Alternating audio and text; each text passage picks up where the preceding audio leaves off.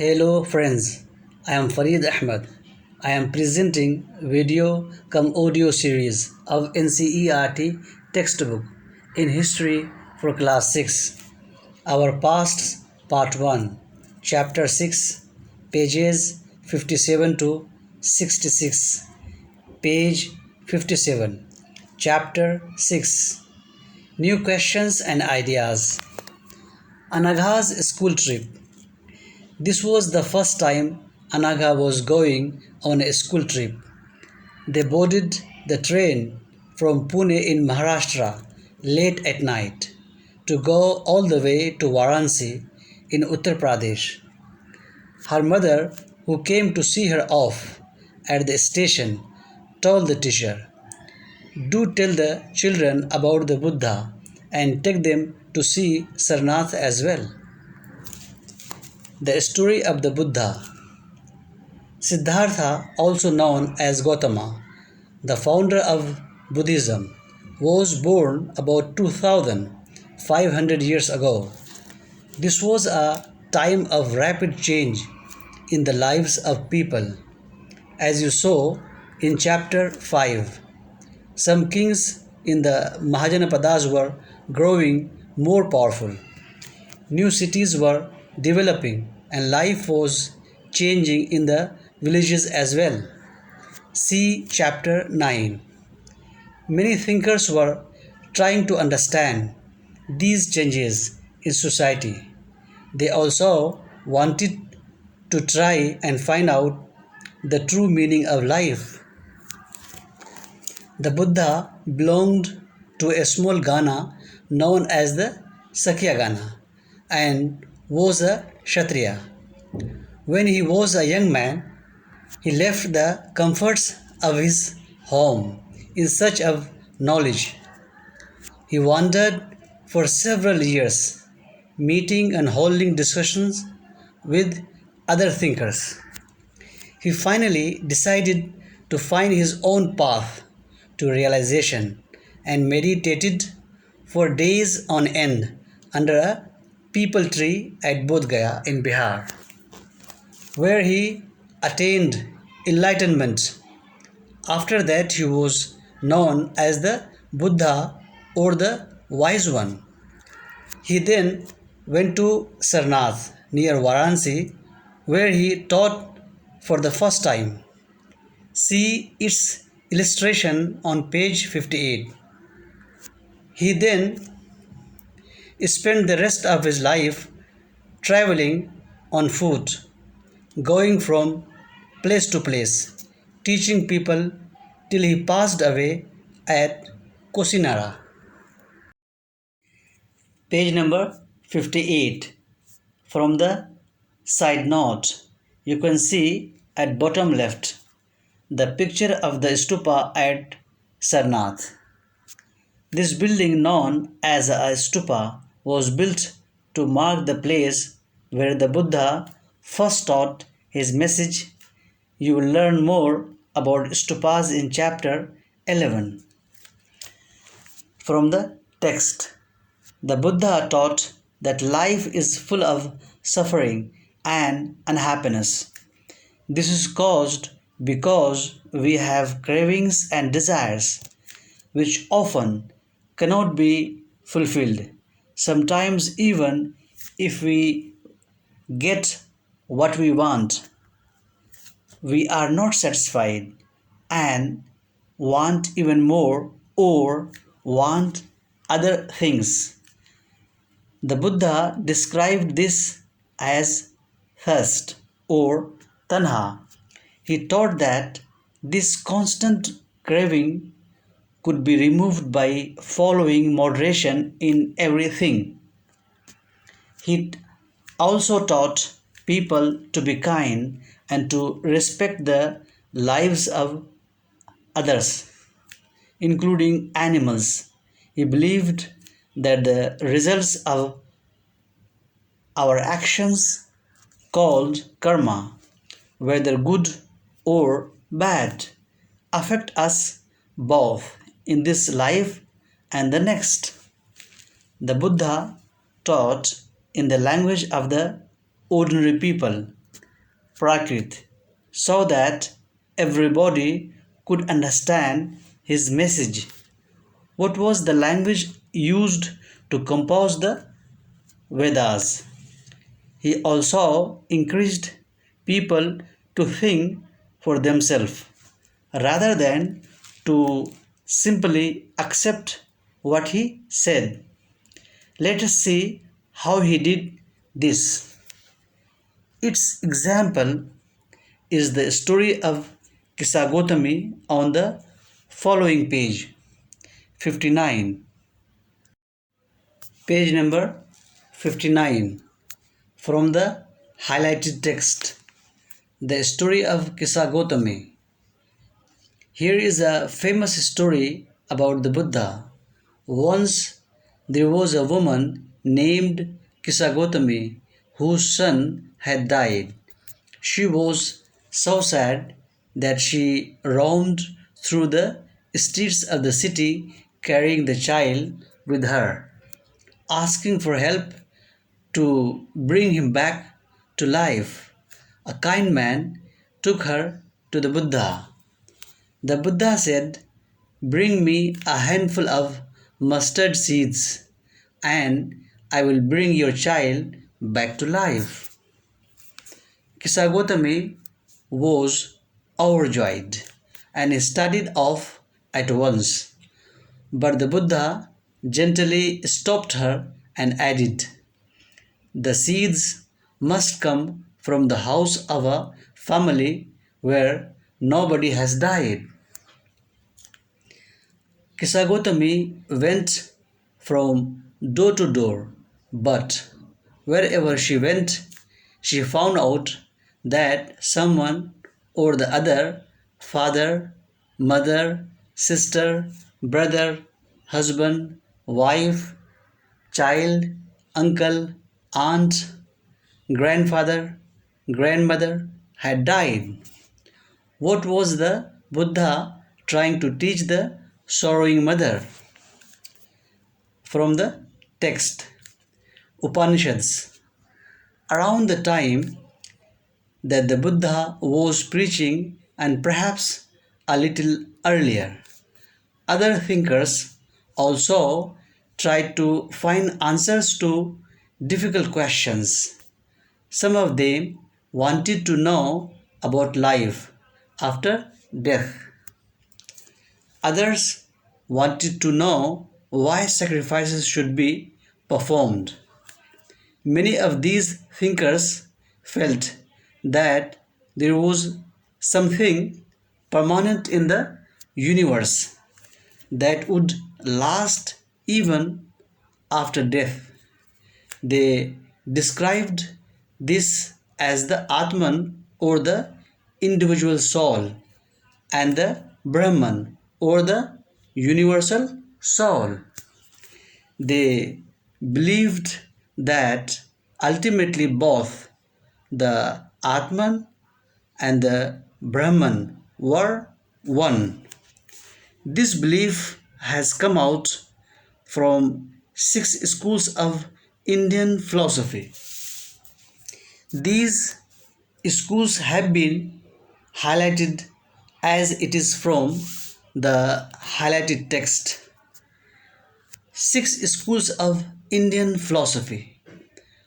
Over centuries, India's intellectual exploration of truth has come to be represented by 6 systems of philosophy. These are known as Vaisheshika, Nyaya, Samkhya, Yoga, Purva Mimamsa, and Vedanta or Uttara Mimamsa. These 6 systems of philosophy are said to have been founded by sages Konada, Gautama, Kapila, Patanjali, Jaimini, and Vyasa respectively. These philosophies still guide scholarly discourse in the country. German-born British Indologist Friedrich Max Muller has observed that the six systems of philosophy were developed over many generations with contributions made by individual thinkers. However, today we find an underlying harmony in their understanding of truth, although they seem distinct from each other. From the text, many of their ideas were recorded in the Upanishads. These were part of the later Vedic texts. Upanishad literally means approaching and sitting near. Page number 60 from the text, and the texts contain conversations between teachers and students. Often, ideas were presented through simple dialogues. Most Upanishadic thinkers were men, especially Brahmins and Rajas. Occasionally, there is mention of women thinkers, such as Gargi, who was famous for her learning and participated in debates held in royal courts. Poor people rarely took part in these discussions. One famous exception was Satyakama Jabala, who was named after his mother, the slave woman Jabali. He had a deep desire to learn about reality, was accepted as a student by a Brahmin teacher named Gautama, and became one of the best known thinkers of the time. Many of the ideas of the Upanishads were later developed by the famous thinker Shankaracharya, about whom you will read in class 7. In this connection, one famous dialogue entitled The Wise Beggar from Upanishads has been presented through the highlighted text. It is as follows. The Wise Beggar. Here is a dialogue based on a story from one of the most famous Upanishads, the Chandogya Upanishad. Shaunaka and Abhipratharin were two sages who worshipped the universal soul. Once, as they sat down to eat, a beggar came and asked for some food. We cannot spare anything for you, Shaunaka said. Learned sirs, whom do you worship? The beggar asked. The universal soul. Abhipratharin replied. Ah, it means that you know that the universal soul fills the entire world. Yes, yes, we know that. The sages nodded. If the universal soul fills the whole world, it fills me too. Who am I but a part of the world? The beggar asked. You speak the truth, O young Brahmin. Then, O sages, by not giving me food, you are actually denying food to the universal soul. The sages realized the truth of what the beggar said and shared their food with him. How did the beggar convince the sages to share their food with him? Page number 61 from the highlighted text. Panini, the grammarian. This was also the time when other scholars were at work. One of the most famous was Panini, who prepared a grammar for Sanskrit. He arranged the vowels and the consonants in a special order and then used these to create formulae like those found in algebra. He used these to write down the rules of the language in short formulae, around 3,000 of them. From the text, Jainism, the last and 24th Tirthankara of the Jainas, Vardhamana Mahavira, also spread his message around this time, that is 2500 years ago. He was a Kshatriya prince of the Lichavis, a group that was part of the Vajji Sangha, about which you read in chapter 5. At the age of 30, he left home and went to live in a forest. For 12 years, he led a hard and lonely life, at the end of which he attained enlightenment. He taught a simple doctrine: men and women who wished to know the truth must leave their homes. They must follow very strictly the rules of ahimsa, which means not hurting or killing living beings. All beings, said Mahavira, long to live. To all things, life is dear. Ordinary people could understand the teachings of Mahavira and his followers because they used Prakrit. There were several forms of Prakrit used in different parts of the country and named after the regions in which they were used. For example, the Prakrit spoken in Magadha was known as Magadhi. Followers of Mahavira, who were known as Jainas, had to lead very simple lives, begging for food. They had to be absolutely honest and were especially asked not to steal. Also, they had to observe celibacy, and men had to give up everything, including their clothes. Page number 62. It was very difficult for most men and women to follow these strict rules. Nevertheless, thousands left their homes to learn and teach this new way of life. Many more remained behind and supported those who became monks and nuns, providing them with food. Jainism was supported mainly by traders, farmers who had to kill insects to protect their crops found it more difficult to follow the rules. Over hundreds of years, Jainism spread to different parts of North India and to Gujarat, Tamil Nadu, and Karnataka.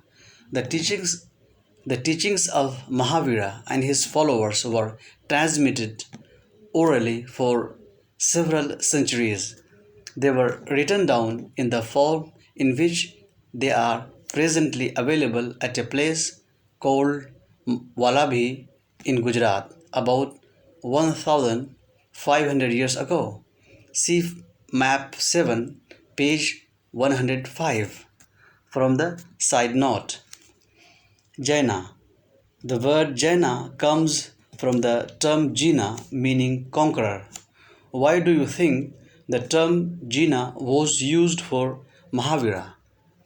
From the text, the Sangha, both the Mahavira and the Buddha felt that only those who left their homes could gain true knowledge. They arranged for them to stay together in the Sangha, an association of those who left their homes. The rules made for the Buddhist Sangha were written down in a book called Vinaya Pitaka. From this, we know that there were separate branches for men and women. All men could join the Sangha. However, children had to take the permission of their parents and slaves that of their masters.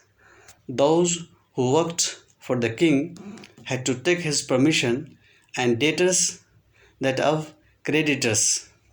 Women had to take their husband's permission. Men and women who joined the Sangha led simple lives. They meditated for most of the time and went to cities and villages to beg for food during fixed hours. That is why they were known as bhikkhus, the Prakrit word for renouncer, beggar, and bhikkhunis. Number 63. They taught others and helped one another. They also held meetings to settle any quarrels that took place within the Sangha. Those who joined the Sangha included Brahmins, Kshatriyas, merchants, laborers, barbers, courtesans, and slaves. Many of them wrote down the teachings of the Buddha. Some of them also composed beautiful poems describing their life in the Sangha. List at least two ways in which the Sangha described in this lesson was different from the one mentioned in chapter 5. Were there any similarities? Monasteries. To begin with, both Jaina and Buddhist monks went from place to place throughout the year teaching people. The only time they stayed in one place was during the rainy season, when it was very difficult to travel. Then their supporters built temporary shelters for them in gardens, or they lived in natural caves in hilly areas. From the side note, you can see at bottom center right a picture of a cave hollowed out in the hills. This is a cave in Karle, present day Maharashtra. Monks and nuns lived and meditated in these shelters. From the text, as time went on, many supporters of the monks and nuns, and they themselves felt the need for more permanent shelters, and so monasteries were built. These were known as viharas. Number 64. The earliest viharas were made of wood and then of brick. Some were even in caves that were dug out in hills, especially in western India.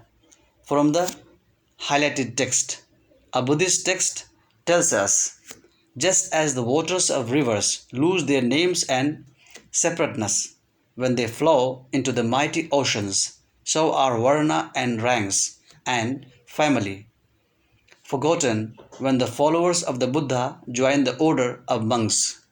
From the text, very often the land on which the vihara was built was donated by a rich merchant or a landowner or the king. The local people came with gifts of food, clothing, and medicines for the monks and nuns. In return, they taught the people. Over the centuries, Buddhism spread to many parts of the subcontinent and beyond. You will learn more about this in chapter 9 from the highlighted text. The system of ashramas. Around the time when Jainism and Buddhism were becoming popular, Brahmins developed the system of ashramas. Here, the word ashrama does not mean a place where people live and meditate. It is used instead for a stage of life. Four ashramas were recognized: Brahmacharya, Grihastha, Vanaprastha, and Samnyasa. Brahmin, Kshatriya, and Vaishya men were expected to lead simple lives and study the Vedas during the early years of their life to become Brahmacharya.